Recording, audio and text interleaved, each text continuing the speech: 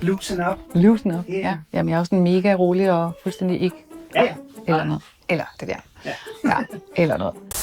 Når folk de kommer til mig, så er det sådan... Jeg ved præcis, hvad jeg skal sige. Ja. Vi laver en Ritt Bjerregaard. Jamen... Optag i dag er en festdag. Skub nu ikke lige. Så sidder du bare og griner af mig. Tak for det. Ja. Mega stressende, eller hvad? Ja, det er fandme godt. Nå, jeg vil bare. Det vil også være nok.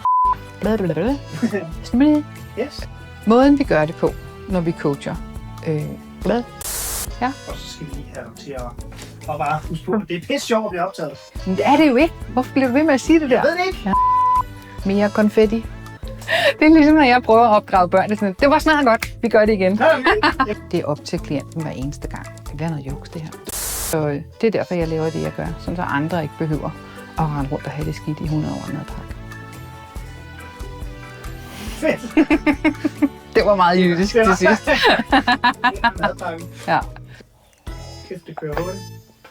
Du er også rigtig god, jo. Ja, tak. I lige måde. Tak.